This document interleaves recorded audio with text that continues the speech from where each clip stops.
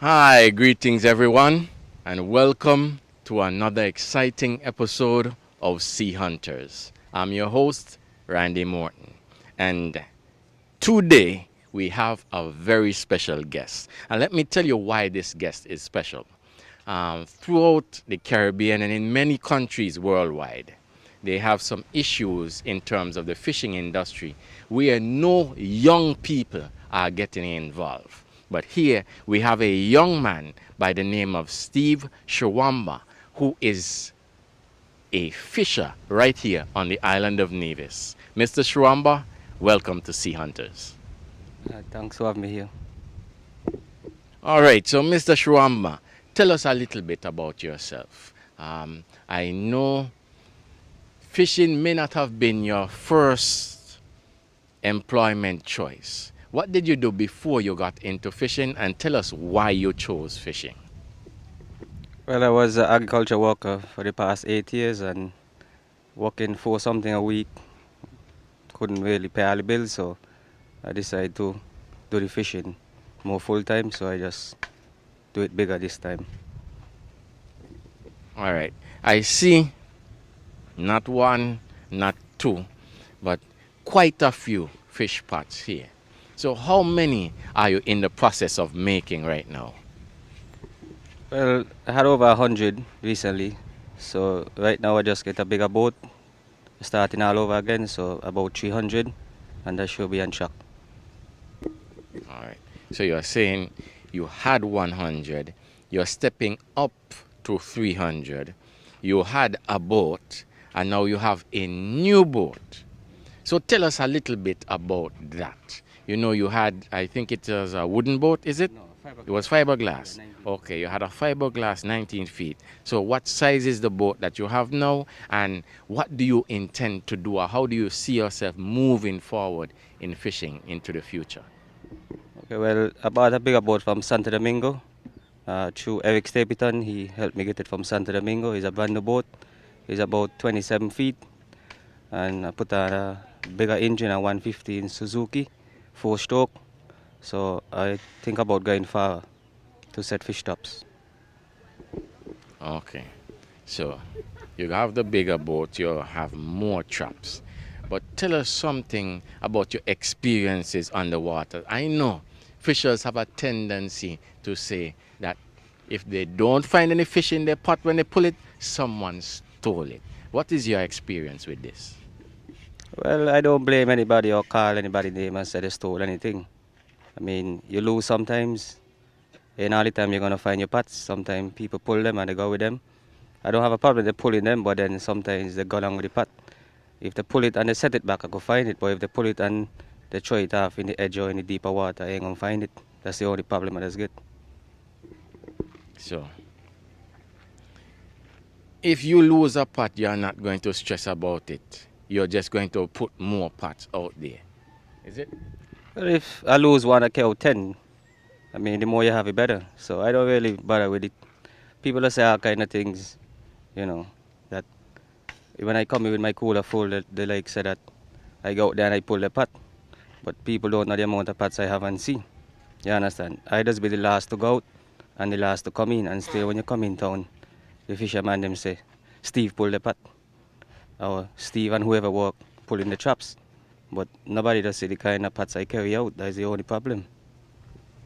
I find that concept very interesting because you said you're the last to go out. I know there are some fishers that around 4:30, that is their timing to head out. So you would be heading out after them, and then you would come in after them. Somehow the maths don't work out with me. It seems like they're trying to say the fish only go in the pot after They pull it. they pull it so that you can get it and bring your cooler in full. But you have 100 pots out there. And if one go missing, you replace it with 10. So I believe that this concept is, is a forward thinking movement. And I believe that you will go very far with this sort of mindset. But Tell us a little bit more about what's going on here. I see you have someone assisting you with making traps. How many persons do you employ in your fishing enterprise on a regular basis? Well, I live Bath Village, and all who in the village want to work, they can come and work. Who want to cut the wire, who want to brace the pot, who want to cut stick. Everybody can have a do. As I have chef here, he's one of the best, because if you give him a roll of wire, he makes sure he put on a lot of ties. So sometimes the pots could last you over a year and a half. You have other guys making pots too, but they're not so good as chef.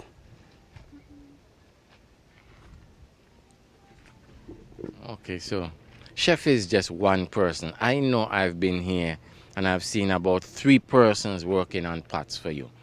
No, I'm saying that you are a young man in this industry and you're putting out tremendous effort into your enterprise.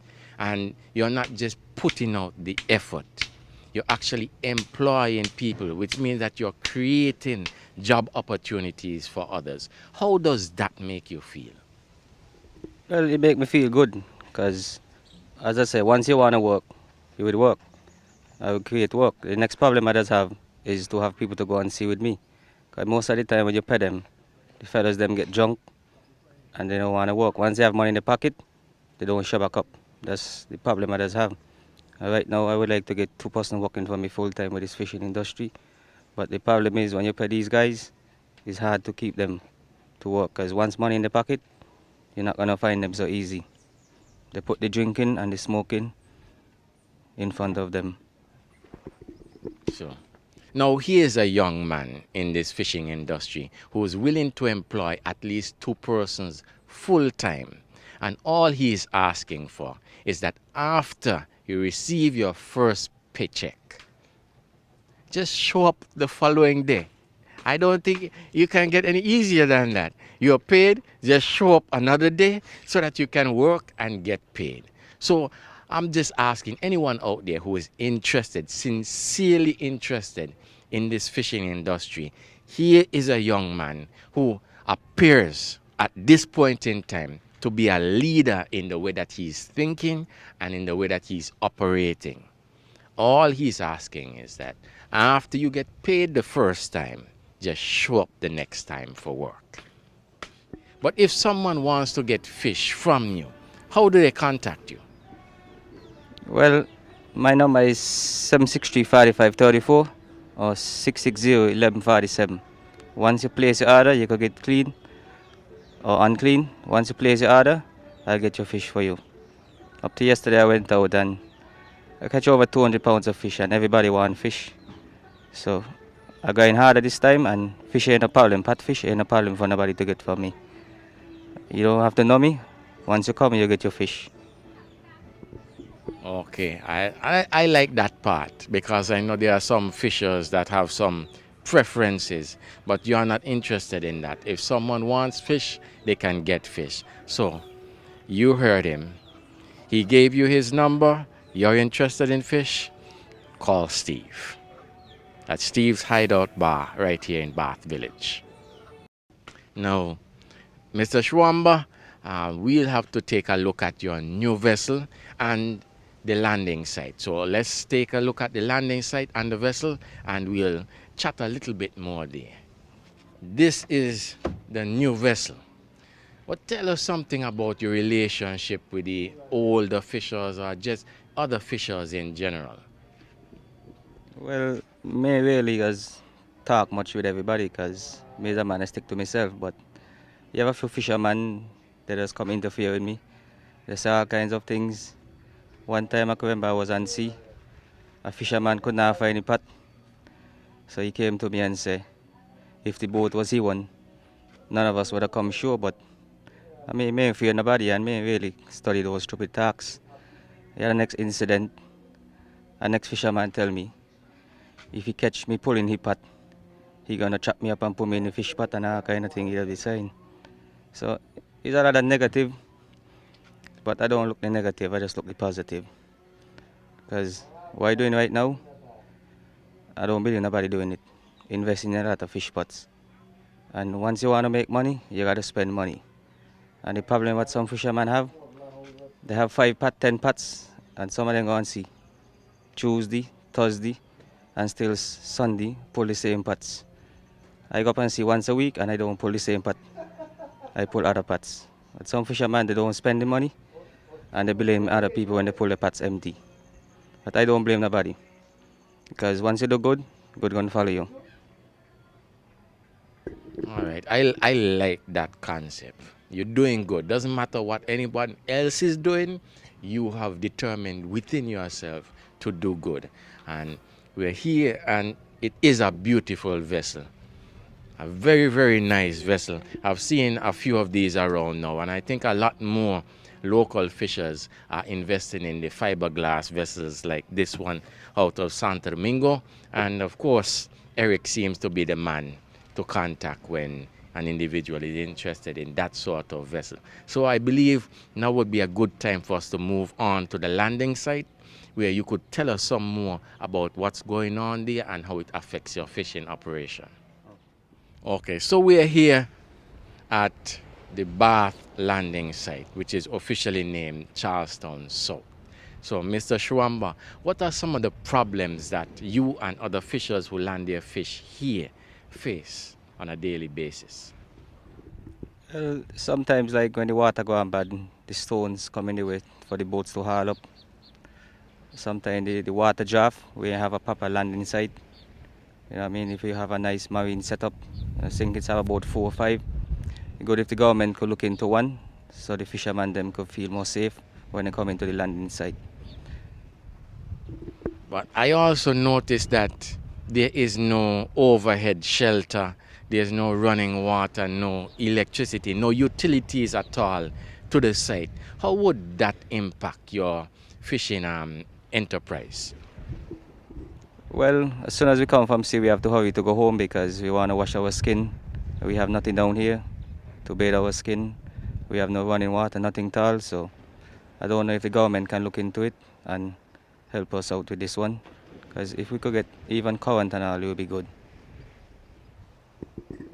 I know I've seen some fishers here at this site trying to repair their wooden vessel, and they have to borrow tools from someone, a cordless drill or a cordless sander, and then the battery would run out, and then they would have to stop their operation, stop the fixing of the vessel, and possibly go somewhere where they can get that battery replaced or charged, and then that's it for a day. They could lose an entire day's work on repairing the vessel because there are no facilities or utilities in place. So if, let's say, you were the minister, what would you do for the fishers in Bath Village? Well, as the minister need to listen to everyone. As you see, we need a lot of stuff as fishermen. We need a lot of stuff. And the government in St. Kitts, fishermen have all what they need. We in Nevis, we really have no facility for cooperate with the fishermen them. St. Kitts getting no piers, everything what they ask for they get it, and we in Nevis, we ain't getting nothing as yet. I see that there is also quite a bit of storm surge damage at this landing site. Does that impact on your fishing activities in any way? Well, it would impact like who looking for baits and thing, because you know, you're looking for small fish to catch with the net and the stones who hook up the nets and whatsoever. Yeah, but we need a proper facility as for fishermen, because we really have no infrastructure set up in place for no fishermen in Nevis. We don't even have a shed. Yeah. Mr. Shwamba, I would like to say thank you for your time. I know you're a busy man and a family man, in fact, and you've taken the time out to share your experiences with not just myself, but the viewing audience of Sea Hunters. So we'd like to say thank you and ask you if you have any final words, whether it's anything to encourage others to get into fishing or whatever you think would inspire someone else. You have this few minutes to say. Okay. Well, as a fisherman, I feel anyone can make it as a fisherman once you have the big heart. You have to spend a lot of money. You have to spend the time and sea. and put in the hard work, and it pays off. Because I used to work for $400 for something a week for the past 8 years, and it can't pay all the bills right now. So I had to find something else to do. And I only went into the fishing to a fisherman told me everybody he worked for robbed him. So I decided to buy a boat for him. And when I bought the boat for him, he wasn't using it. So I decided, well, I gotta use it myself.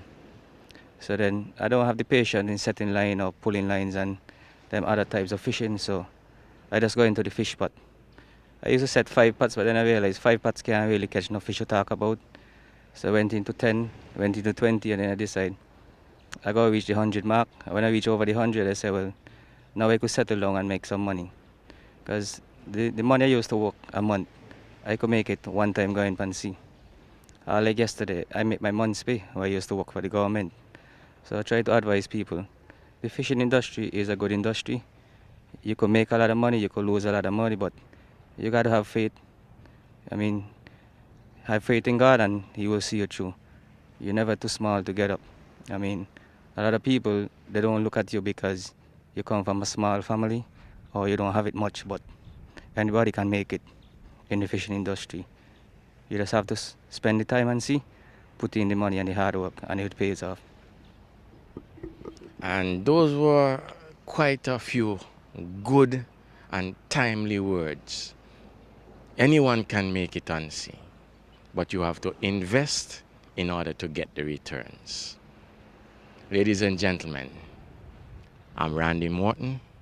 Thank you for watching Sea Hunters. We'll catch you next time.